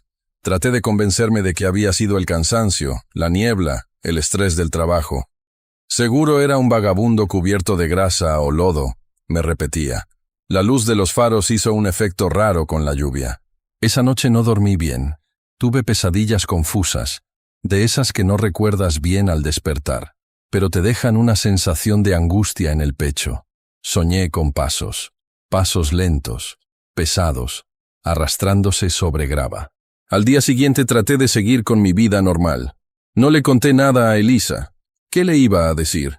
Oye, anoche vi a un hombre sombra en la carretera. Se iba a reír o a preocupar por mi salud mental, pero las cosas empezaron a cambiar en la casa. Detalles pequeños, casi imperceptibles al principio. 2 días después del incidente, llegué a casa y noté que hacía frío, mucho frío. Cuernavaca es la ciudad de la eterna primavera. Incluso en invierno no baja tanto la temperatura. Pero al entrar a la sala, sentí como si hubiera dejado el congelador abierto. Chequé el termostato, las ventanas. Todo estaba cerrado. Elisa estaba en la cocina preparando la cena y traía puesto un suéter grueso. ¿No sientes que está helando?, me preguntó cuando me dio un beso. Tenía los labios fríos. Sí, está raro. ¿Dejaste algo abierto? Nada. Llevo así toda la tarde. Hasta prendí el horno un rato para calentar, pero no sirve de nada. Esa noche, el frío se concentró en el pasillo que lleva a las recámaras. Era como cruzar una cortina de hielo cada vez que pasabas por ahí, y había un olor. Al principio pensé que era humedad, ese olor a tierra mojada después de la lluvia, pero era más rancio, como agua estancada, como hojas podridas en el bosque. La semana siguiente fue peor. Empezamos a escuchar cosas. Nuestra casa es de un solo piso, pero tiene un techo alto con vigas de madera. Una noche, estábamos viendo la tele, tratando de ignorar el frío que ya se había vuelto una constante molesta, cuando escuchamos un ruido arriba, en el techo. No eran ramas cayendo ni gatos peleando, eran pasos. Pum, pum, pum. Lentos, deliberados, como si alguien caminara con botas pesadas de un extremo a otro del techo. Elisa le bajó el volumen a la tele y me miró con los ojos muy abiertos. ¿Escuchaste eso?, susurró. Sí, debe ser algún animal, un tlacuache o algo así. Eso no suena como un tlacuache, Damián. Suena como una persona. Me levanté, agarré una linterna y salí al jardín. Alumbré hacia el techo. Nada. Las tejas rojas estaban vacías. Los árboles no se movían. No había viento. Todo estaba en silencio. Un silencio pesado, antinatural. Los grillos no cantaban. Los perros de los vecinos, que siempre ladran por cualquier cosa, estaban callados. Entré de nuevo. No hay nada, amor. Seguro fue el asentamiento de la casa o las tuberías. Ella no me creyó. Lo vi en su cara, pero no dijo nada. Esa noche dormimos abrazados, tapados hasta la cabeza. A eso de las 3 de la mañana, me desperté. Tenía sed. Me levanté con cuidado para no despertar a Elisa y fui a la cocina. Mientras tomaba agua, mirando hacia la ventana que da al patio trasero, sentí que me observaban. Ya saben esa sensación, ese cosquilleo en la nuca. Me giré lentamente hacia la sala. La sala estaba en penumbra, solo iluminada por la luz de la calle que entraba por los ventanales. Y allí, en el rincón, junto al sillón donde me siento a leer, había una sombra. Al principio pensé que era la sombra del ficus que tenemos en la maceta, pero la sombra del ficus se proyectaba hacia la pared contraria. Esta sombra estaba ahí, estática, densa, tenía forma humana. Me quedé paralizado, con el vaso de agua temblando en mi mano. No podía moverme, no podía gritar. Mi mente trataba de encontrar una explicación lógica, un abrigo colgado, una ilusión óptica. Entonces la sombra se movió. No caminó hacia mí. Simplemente se hizo más alta. Se estiró hacia el techo, como si inhalara, y vi esos ojos. Esos malditos ojos blancos brillando en la oscuridad de mi propia sala. El vaso se me resbaló de la mano y se hizo añicos contra el suelo. El ruido rompió el trance. La sombra se disolvió, como humo cuando soplas. Desapareció en un segundo. Elisa llegó corriendo a la cocina, asustada por el ruido. «¿Qué pasó? ¿Estás bien?» Se me cayó el vaso. Estaba medio dormido. Mentí. Mi voz sonaba extraña, ronca. Me puse a recoger los vidrios, cortándome un poco en un dedo, pero no sentía dolor. Solo sentía frío. Un frío que me calaba los huesos. A partir de esa noche, la presencia se volvió constante. Ya no era solo de noche. Empecé a ver cosas por el rabillo del ojo durante el día. Una figura oscura parada en el marco de la puerta del baño mientras me rasuraba. Alguien sentado en el asiento trasero de mi coche cuando miraba por el retrovisor, pero al voltear, no había nada. Elisa también lo notaba, aunque no quería admitirlo. La veía tensa, ojerosa. Dejó de quedarse sola en ciertas habitaciones. Si yo iba a la cocina, ella venía conmigo. Si ella iba a lavar ropa, me pedía que le ayudara. «Damián, creo que hay alguien entrando a la casa», me dijo un sábado por la mañana. «¿Cómo crees?» La alarma no ha sonado. Las cerraduras están bien. No sé. Encuentro cosas movidas del lugar. Mis llaves no están donde las dejé. Ayer encontré la foto de nuestra boda boca abajo en la mesa de la entrada. Y el olor, ese olor a podrido no se va, por más cloro que echo. Decidí llamar a un especialista. No un cura, ni un chamán, porque, repito, yo no creía en estas cosas. Llamé a un tipo que revisa fugas de gas, pensando que tal vez estábamos alucinando por monóxido de carbono o algo así. Revisó todo. Nada. El aire estaba limpio. También llamé a un exterminador, por si había algún animal muerto en los ductos causando el olor. Nada. La casa estaba limpia. Pero nosotros sabíamos que no. La situación escaló hace 3 días. Tuve que ir a la oficina en CDMX de emergencia. No quería dejar a Elisa sola, pero no tenía opción. Le dije que invitara a su hermana, para que le hiciera compañía. «No te preocupes, estaré bien», me dijo, aunque vi el miedo en sus ojos. «Regresa temprano, por favor». Salí de la ciudad a las 6 de la tarde, tratando de ganarle a la noche. Pero hubo un accidente en la autopista, y el tráfico se detuvo por horas. Se hizo de noche. Estaba atrapado en la fila de coches, en medio de la nada, cerca de Tres Marías. Empecé a sentirme mal, ansioso. Sudaba frío. Miraba compulsivamente los espejos. Sentía que él estaba cerca, que me estaba esperando. Cuando por fin el tráfico se despejó, ya eran las 10 de la noche. Decidí ir por la libre, pensando que avanzaría más rápido que por la autopista que seguía saturada. Gran error. Al entrar a esa carretera vieja, la oscuridad me tragó. No había otros coches. Estaba completamente solo. La niebla bajó de golpe, espesa, blanca. Iba despacio, rezando, yo, que nunca rezo, para llegar a casa. Entonces el coche se apagó. Así, sin más. El motor murió. Las luces del tablero se apagaron. Los faros se extinguieron. Me quedé en oscuridad total, rodando por inercia hasta que el coche se detuvo en el acotamiento. Intenté encenderlo. Nada. El silencio era absoluto. No se oían grillos, ni viento, ni coches a lo lejos. Saqué mi celular para pedir ayuda, sin señal. Solo emergencias. Y entonces lo escuché. Pasos. Sobre el asfalto. Cloc, cloc, cloc. Venían de atrás. No quise mirar. Me encerré. Puse los seguros, como si eso sirviera de algo, y me hice bolita en el asiento, cerrando los ojos. Los pasos se detuvieron justo al lado de mi ventanilla. Sentí el frío. Ese frío glacial que había invadido mi casa, ahora estaba aquí, penetrando el metal y el vidrio del coche. Damián. No fue una voz. No sonó con oídos. Sonó dentro de mi cabeza. Era una voz rasposa, antigua, como piedras chocando entre sí. Sabía mi nombre. Abrí los ojos. No pude evitarlo. Estaba ahí, pegado al vidrio. Su cara, esa máscara de oscuridad, estaba a centímetros de la mía, separada solo por el cristal. Los ojos blancos brillaban con una intensidad que lastimaba. Y esta vez, sonreía. No tenía boca, pero yo sabía que estaba sonriendo. La piel negra se estiraba donde debería haber labios. «Ya te tengo», resonó en mi mente. Luego golpeó el vidrio. No con la mano, sino con la cabeza. ¡Pum! El cristal de seguridad se estrelló, llenándose de grietas como una telaraña, pero no se rompió.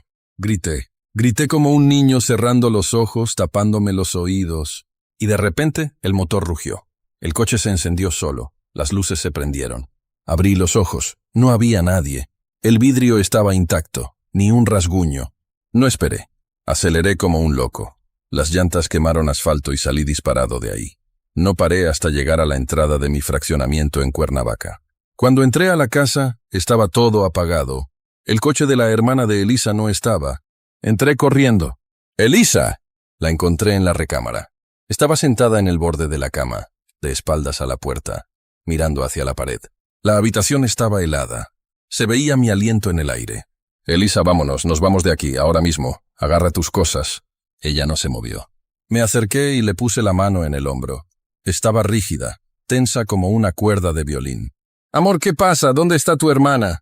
Ella se giró lentamente.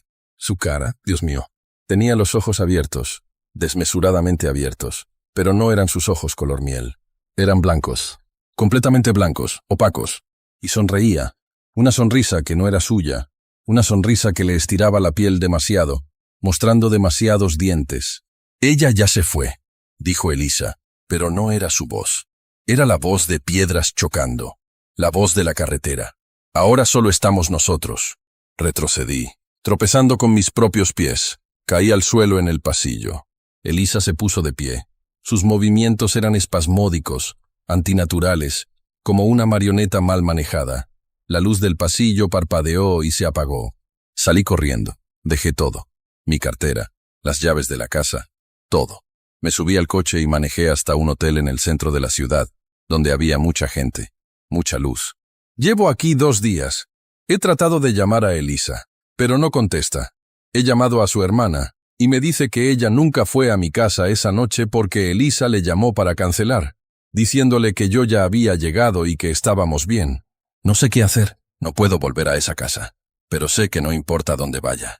Anoche, en el espejo del baño del hotel, mientras me lavaba la cara, vi la sombra detrás de mí. Solo un segundo, pero estaba ahí. Y hace rato, cuando fui a la recepción a pedir otra toalla, el recepcionista me miró raro y me dijo: «Señor, dígale a su amigo que no puede estar parado en el pasillo a oscuras. Asusta a los otros huéspedes».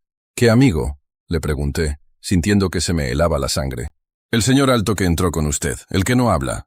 Está aquí. No se quedó en la carretera. No se quedó en la casa. Vino conmigo. Ahora mismo, mientras escribo esto en la laptop, siento el frío en mis pies. Huele a tierra mojada y a podredumbre en la habitación del hotel, aunque tengo el aire acondicionado apagado. Y escucho los pasos. Pum, pum, pum. Están en el pasillo, justo afuera de la puerta 324. Creo que van a tocar la puerta en cualquier momento. Si ven algo en la carretera a Huitzilac, por lo que más quieran, no se detengan. No lo miren.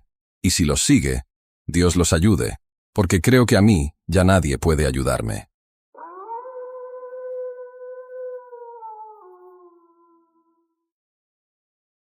La zona donde esto ocurrió es conocida por su geografía accidentada, mucha neblina y caminos que muchas veces no están pavimentados.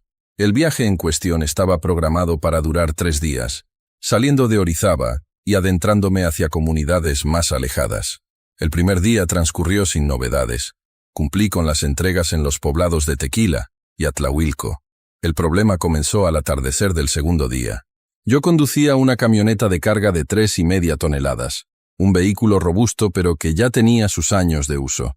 Mi destino era una pequeña ranchería que no aparecía con nombre oficial en mi mapa, pero que los locales llamaban Las Cruces, ubicada cerca de una ladera pronunciada, rodeada de vegetación densa. Eran cerca de las 6 de la tarde, y la luz ya estaba disminuyendo considerablemente debido a la nubosidad. Empezó a llover, una lluvia fina pero constante que en esa zona llaman chipi chipi, la cual vuelve el suelo extremadamente resbaladizo. En una curva cerrada, sentí que la dirección de la camioneta no respondía bien. Intenté corregir, pero el peso de la carga trasera hizo que el vehículo se coleara, y la llanta trasera derecha cayera en una zanja profunda al costado del camino. Intenté acelerar para salir, pero el lodo era demasiado espeso, y la llanta giraba en falso, hundiéndose más. Apagué el motor para revisar la situación. Al bajar, noté que el eje estaba tocando el suelo, y que sería imposible sacar la camioneta sin ayuda de otro vehículo o un tractor. No tenía señal de teléfono celular, algo común en esas quebradas. La única opción era caminar. Recordé que unos 3 kilómetros atrás había pasado por un grupo de casas dispersas. Decidí que lo más lógico era regresar a pie, buscar refugio, o alguien que tuviera una mula o un vehículo para remolcarme al día siguiente. Cerré la camioneta, tomé mi mochila con una linterna, agua y una chamarra impermeable, y comencé a caminar de regreso por el borde del camino. La oscuridad cayó rápido. La neblina en Songolica es espesa, se siente húmeda en la cara y dificulta ver más allá de 5 o 6 metros. Caminé durante 40 minutos hasta que vi una luz amarilla, tenue, que provenía de una vivienda de madera y techo de lámina. Al acercarme noté que había un corral con cerdos y algunas gallinas que ya estaban guardadas. Toqué la puerta de madera. Me abrió un señor mayor, de unos 60 años, que se presentó como don Gavino. Le expliqué mi situación con la camioneta y le pregunté si podía permitirme pasar la noche en algún cobertizo o si conocía a alguien con un tractor. El hombre me escuchó sin cambiar su expresión, mirando hacia la oscuridad detrás de mí. Me dijo que no había tractores cerca, pero que podía quedarme en un cuarto que usaban para guardar maíz, ya que volver a la carretera a esa hora era peligroso por los barrancos. Acepté. El cuarto estaba separado de la casa principal por unos 10 metros de patio de tierra. Era una construcción sencilla de tablas mal ajustadas, con piso de tierra apisonada. Don Gavino me prestó un catre viejo y una cobija de lana. Me advirtió que no saliera durante la noche. Mencionó que los perros estaban sueltos y podían desconocerme. Agradecí y me encerré. Me quité las botas, que estaban cubiertas de lodo, y me senté en el catre a comer unas galletas que traía en la mochila. Eran las 9 de la noche. El silencio en esa zona es absoluto. Solo se escuchaba el goteo de la lluvia sobre las láminas y el sonido de los grillos. Sin embargo, cerca de las 11 de la noche, los sonidos cambiaron. Escuché a los perros de la casa. Eran 2 animales mestizos grandes que había visto al llegar. Empezaron a ladrar de manera agresiva, pero no hacia el portón de la entrada, sino hacia la parte trasera del terreno, donde el monte comenzaba a elevarse hacia el cerro. Los ladridos duraron unos 5 minutos y luego cesaron de golpe. No se fueron apagando, simplemente se cortaron. Luego escuché un sonido bajo, como un lamento o un murmullo constante. Al principio pensé que era el viento colándose por las rendijas de la madera, pero el tono era rítmico, gutural. Se escuchaba lejos, arriba en la ladera. Me acerqué a una de las rendijas de la pared que daba hacia el cerro para ver si había alguien. La neblina estaba muy baja, iluminada apenas por la luna que intentaba salir entre las nubes. No vi nada, solo las siluetas de los árboles. El murmullo continuó por casi 1 hora. Parecía una voz humana, pero no lograba distinguir palabras en español. Eran sonidos repetitivos, con muchas consonantes suaves, algo que asumí podía ser una variante del náhuatl, que se habla mucho en la región. Pero el tono era monótono, sin inflexiones de pregunta o exclamación. Me recosté de nuevo, intentando ignorarlo. El frío era intenso. Cerca de las 2 de la mañana, escuché pasos. No eran pasos de botas o zapatos. Sonaba como pies descalzos golpeando el lodo húmedo, un sonido pegajoso y pesado. Chap, chap, chap. Los pasos venían bajando del cerro y se acercaban al patio entre la casa principal y mi cuarto. Me quedé inmóvil en el catre. No tenía armas, solo una navaja multiusos en la mochila. Los pasos se detuvieron justo en medio del patio. Por la rendija de la madera entraba un hilo de aire helado. Me levanté muy despacio y miré nuevamente a través del agujero en la tabla. La visibilidad era escasa, pero logré distinguir una figura parada a unos 15 metros de mi posición, cerca del corral de los cerdos. Era una mujer, o al menos tenía la silueta de una. Llevaba una especie de vestido o túnica oscura que le llegaba hasta los tobillos y estaba empapada. Lo que más destacaba era el cabello. Era extremadamente largo, negro y lacio. Le caía por la espalda y las puntas arrastraban en el lodo. Estaba de espaldas a mí, mirando hacia el corral. Lo que observé a continuación lo describo tal cual lo vi, sin buscarle explicación lógica. La mujer comenzó a inclinarse hacia adelante, como si quisiera ver dentro del corral, pero no dobló las rodillas ni la cintura de manera normal. Su torso comenzó a estirarse. Fue un movimiento lento, anatómico y fluido. Su columna vertebral pareció alargarse visiblemente, haciendo que la parte superior de su cuerpo se proyectara hacia adelante, más de lo que una persona podría hacerlo sin caerse. El cuello también se veía desproporcionado. Mientras hacía esto, el murmullo volvió. Era bajo, como si estuviera rezando o cantando para sí misma. Vi cómo metía una mano, o lo que fuera su extremidad, dentro del corral. Los cerdos no hicieron ningún ruido, ni un chillido, ni movimiento de pánico. Eso fue lo más extraño, considerando lo ruidosos que suelen ser esos animales ante la presencia de extraños. La figura mantuvo esa posición antinatural, con el torso alargado paralelo al suelo, durante unos 3 minutos. Luego, con el mismo movimiento fluido, retrajo el cuerpo a su posición vertical, giró la cabeza ligeramente hacia la izquierda, pero el cabello le cubría el rostro por completo. No pude verle la cara. Comenzó a caminar de regreso hacia el monte, subiendo la pendiente. Su andar era rígido pero rápido. Lo inquietante fue que, a medida que se alejaba y subía por la vereda, su silueta parecía crecer en altura. No sé si era un efecto óptico por la neblina o la perspectiva, pero cada vez que daba un paso, se veía más alta y delgada, como si se estirara hacia arriba. La perdí de vista cuando se internó en los árboles. No dormí el resto de la noche. Me quedé sentado, atento a cualquier ruido, pero solo regresó el sonido de la lluvia. Amaneció alrededor de las 6:30. Escuché movimiento en la casa principal y salí.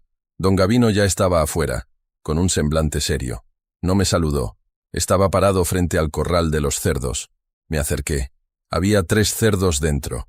2 estaban en una esquina, acurrucados y temblando visiblemente. El tercero estaba echado en el centro, muerto.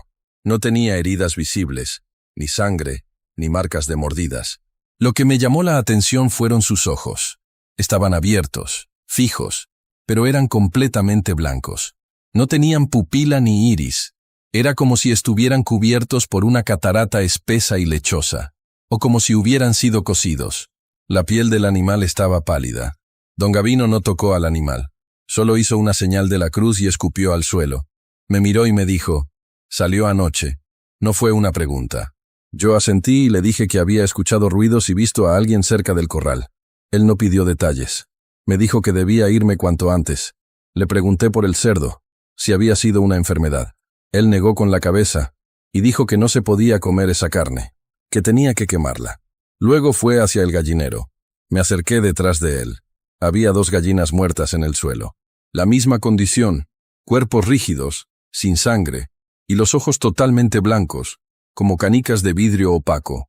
Don Gavino sacó un costal de cal de un cobertizo y comenzó a echarlo sobre los animales muertos sin tocarlos directamente. Me ofreció café negro, que acepté para calentar el cuerpo, y me indicó cómo llegar a la casa de un vecino que tenía una camioneta con cadena para ayudarme. Caminé rápido. La sensación en el ambiente era pesada. El aire olía a humedad y a tierra mojada. Pero también había un olor dulzón, rancio, como de flores viejas pudriéndose, que no había notado el día anterior. Logré contactar al vecino, un hombre joven llamado Rogelio. No le mencioné nada de lo que vi, solo que necesitaba remolque. Fuimos en su camioneta hasta donde estaba la mía. Tardamos 1 hora en sacarla del lodo. Mientras trabajábamos enganchando las cadenas, Noté que en el talud de tierra junto al camino, a unos 3 metros de altura, había marcas en el barro. Eran huellas de pies descalzos, pero la distancia entre una huella y otra era de casi 2 metros, como si quien caminó ahí tuviera las piernas extremadamente largas o hubiera dado saltos imposibles en una pendiente resbaladiza. Rogelio también las vio. Se detuvo un momento con la cadena en la mano, miró hacia el monte y luego siguió trabajando más rápido, sin decir una palabra. Pagué por el servicio y continué mi ruta, aunque decidí acortar el viaje y no ir a la última ranchería. Regresé a Orizaba esa misma tarde. Pensé que ahí acabaría todo, que había sido un evento aislado, una sugestión por el cansancio y las historias locales. Pero no terminó ahí. 2 semanas después, tuve que regresar a la zona, pero esta vez a un pueblo diferente, más al sur, cerca de Tezonapa. Es la misma cadena montañosa, pero a unos 80 kilómetros de distancia de donde ocurrió lo primero. Me hospedé en un pequeño hotel económico en la cabecera municipal. Mi habitación estaba en el 2.º piso, con una ventana que daba a la calle trasera, la cual colindaba con un terreno baldío, y luego el inicio del cerro. Era un martes. Cerca de las 3 de la mañana me despertó un ruido en el techo. El techo era de losa de concreto, así que el sonido era sordo, como golpes pesados. Pum, pum, pum. Alguien caminaba arriba. Pensé que sería alguien del hotel revisando el tinaco o alguna instalación. Me levanté para ir al baño y al volver, el sonido cesó. Me acosté de nuevo. Justo cuando estaba conciliando el sueño, escuché el murmullo. El mismo murmullo rítmico, en esa lengua ininteligible, pero esta vez no sonaba lejos. Sonaba justo afuera de mi ventana. Mi ventana estaba cerrada y tenía una cortina delgada. La habitación estaba en un 2.º piso, a unos 4 o 5 metros de altura sobre el nivel de la calle, y no había balcón ni cornisa, solo la pared lisa. El murmullo estaba pegado al vidrio. Sentí un miedo frío en el estómago, una reacción física instintiva. Me quedé quieto, mirando la cortina. Se veía la sombra de algo detrás del vidrio, proyectada por la luz de la luna o alguna farola lejana. Era una silueta delgada. Lo que no tenía sentido era la posición. Si hubiera alguien parado en la calle, la sombra no estaría a esa altura. Y si alguien estuviera colgado desde el techo, la forma sería distinta. La sombra parecía oscilar suavemente, como una planta acuática en la corriente. El murmullo se detuvo y escuché un rasguño suave en el vidrio. Screech, screech, como una uña larga pasando lentamente. No abrí la cortina. Retrocedí hasta la puerta de la habitación, tomé mis llaves y salí al pasillo. El pasillo estaba iluminado. Bajé a la recepción. El encargado de la noche, un muchacho joven, estaba dormido en una silla. Lo desperté y le dije que había alguien intentando meterse por mi ventana. El chico se extrañó. Dijo que era imposible porque es una pared lisa. Salió conmigo a la calle para revisar desde abajo. Alumbras con su linterna hacia mi ventana. No había nadie. No había escalera, ni cuerdas, ni nada. La pared estaba vacía. Sin embargo, en el vidrio de mi ventana por fuera se veía una marca. El chico alumbró mejor. Era una mancha de barro, como un barrido, y pegados al vidrio había varios cabellos negros, muy largos, atrapados en la condensación o en alguna irregularidad del marco. El muchacho se puso pálido. Me dijo, mejor cierre bien la ventana y no la abra. No subió a limpiar. Regresé a la habitación, pero no pude dormir. Puse la televisión en volumen bajo y esperé a que amaneciera. A la mañana siguiente, revisé la ventana por dentro. A través del vidrio vi los cabellos. Eran gruesos, como crines de caballo, y medían al menos medio metro los que estaban ahí pegados. Hice el checkout temprano y me fui. Pasaron 3 meses sin incidentes. Yo continuaba trabajando en la región, pero evitaba pernoctar en pueblos muy pequeños. Prefería manejar más horas para llegar a ciudades más grandes como Córdoba o Huatusco.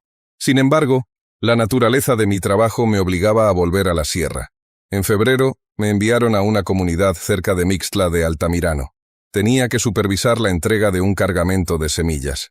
La descarga se retrasó y tuve que quedarme en la casa del comisariado ejidal, un señor llamado Alberto, quien amablemente me ofreció un cuarto en su casa, una construcción de bloque y cemento, más sólida que la vez anterior. Durante la cena, platicamos de cosas triviales, el precio del café, el clima, No mencioné mis experiencias previas. La casa de Alberto estaba en la parte alta del pueblo, con vista hacia el valle. A eso de las 10 de la noche, salí al patio a fumar un cigarro antes de dormir. La noche estaba clara, había luna llena. Desde el patio se veía el camino que serpenteaba hacia abajo, y luego volvía a subir hacia el siguiente cerro. Mientras fumaba, vi movimiento en el camino, a unos 300 metros de distancia en línea recta, en el cerro de enfrente. Debido a la luz de la luna, se veía con relativa claridad. Había una figura caminando por la vereda. Era inconfundible. La túnica oscura, el cabello largo arrastrando. Iba subiendo la pendiente. Lo que me heló la sangre fue ver cómo se movía. No caminaba como una persona. Daba zancadas lentas y en cada paso, su cuerpo parecía estirarse y contraerse. En un momento, llegó a una parte del camino donde había una cerca de alambre de púas para ganado. Una persona normal tendría que agacharse o saltarla con cuidado. La figura no se detuvo. Simplemente, levantó una pierna de manera exagerada, como si su fémur midiera 2 metros, y pasó por encima de la cerca sin esfuerzo. Luego arrastró la otra pierna. El movimiento fue mecánico, como el de un insecto gigante. Seguí observando. La figura se detuvo en un recodo del camino y giró. A esa distancia era imposible que me viera. Yo estaba en la oscuridad del patio, bajo un techo, pero la figura giró el torso completo hacia mi dirección. Levantó un brazo y señaló. No señaló hacia mí específicamente, sino hacia la casa. Luego bajó el brazo y siguió caminando hacia la cima del cerro hasta que se perdió en la vegetación. Entré a la casa inmediatamente, cerré el cerrojo y me fui al cuarto asignado. Esa noche no escuché murmullos ni pasos. Todo estuvo en silencio, pero a la mañana siguiente, el ambiente en la casa era de tensión absoluta. Me desperté por los llantos de una mujer. Salí al área común. La esposa de Alberto estaba llorando sentada en una silla. Alberto estaba hablando por radio con alguien, solicitando un médico. Me mantuve al margen, pero escuché lo que decían. Su hija menor, una niña de 6 años que dormía en la habitación contigua a la mía, había amanecido mal. Me asomé con discreción desde el pasillo. La puerta del cuarto de la niña estaba abierta. La niña estaba sentada en la cama, despierta. No lloraba, no hablaba. Estaba rígida. Su mirada estaba perdida. Sus ojos no estaban blancos como los de los animales, gracias a Dios, pero tenía la mirada fija en un punto de la pared, sin parpadear. Lo extraño eran sus manos. Las tenía sobre las rodillas, pero los dedos estaban tensos, abiertos en una posición extraña, y la piel de sus brazos se veía pálida, cerosa. La madre decía que la niña no reaccionaba, que estaba fría. Alberto me vio y me pidió disculpas. Me dijo que tenía que llevar a la niña al centro de salud en la cabecera municipal y que no podría atenderme. Le dije que no se preocupara, que yo me iba de inmediato. Ayudé a subir a la niña a su camioneta. Al cargarla, noté que pesaba menos de lo que debería. O quizás fue mi imaginación, pero se sentía ligera, frágil. La niña no emitió sonido alguno. Cuando arrancaron, me quedé unos minutos recogiendo mis cosas. Antes de irme, fui al patio donde había estado fumando la noche anterior. Miré hacia el cerro de enfrente. Justo en la cerca de alambre donde vi cruzar a la figura, había algo atorado. La curiosidad me ganó. Antes de salir del pueblo, conduje mi camioneta hasta ese punto del camino en el cerro de enfrente. Me bajé y me acerqué al alambre de púas. Enganchado en las púas, había un mechón de cabello negro, largo y grueso. Y junto al poste de madera de la cerca, en la tierra seca, había una huella.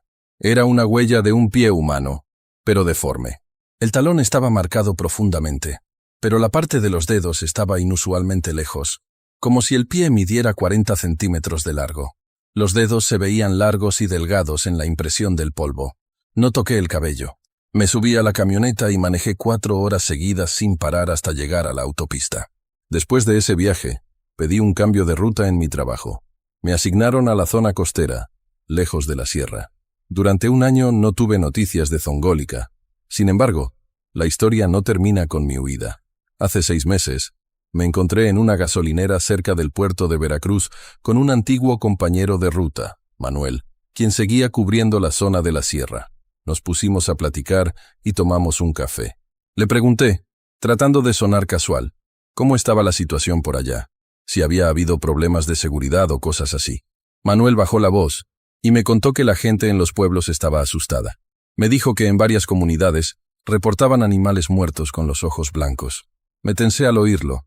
Luego me contó algo más específico.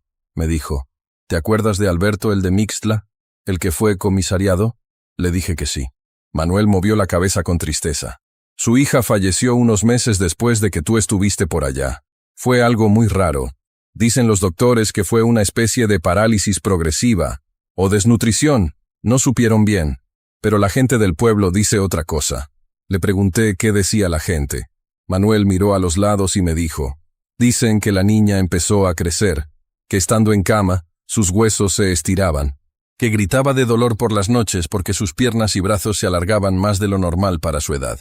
Al final, dicen que parecía una anciana en cuerpo de niña, toda estirada y delgada, y que antes de morir, solo hablaba en una lengua que nadie entendía, puros murmullos. Sentí un escalofrío recorrer mi espalda, pagué el café y me despedí de Manuel. No le conté lo que yo había visto. Desde entonces, he tenido problemas para dormir. A veces, cuando estoy en mi casa, aquí en la ciudad, lejos de los cerros, despierto en la madrugada con la sensación de que hay alguien parado afuera de mi puerta. Vivo en un departamento en un tercer piso. Hace 2 noches, escuché un ruido en la ventana de la sala. Vivo solo. Me levanté con un bat de béisbol. No había nadie. Pero al acercarme a la ventana, que da a la calle, vi que estaba empañada por la humedad de la noche. En el vidrio, justo en el centro, había una marca pequeña, como si alguien hubiera recargado la frente y la nariz contra el cristal desde afuera. Y en el borde del marco de aluminio encontré un cabello negro, largo. Lo tomé con unas pinzas y lo quemé en el fregadero. Olía a carne quemada, no a pelo quemado. No sé qué es lo que habita en esos cerros azules de Veracruz, pero estoy empezando a creer que una vez que te ve, una vez que te señala, no importa qué tan lejos te vayas, sabe dónde estás. Sigo trabajando, sigo haciendo mi vida, pero ya no miro hacia las montañas cuando viajo, y si escucho murmullos por la noche, subo el volumen de la televisión y rezo para que amanezca rápido. Esto es todo lo que tengo para contar. Tengan cuidado si viajan por esas carreteras de noche, y si ven una figura caminando bajo la lluvia, no se detengan a mirar. Sigan de largo.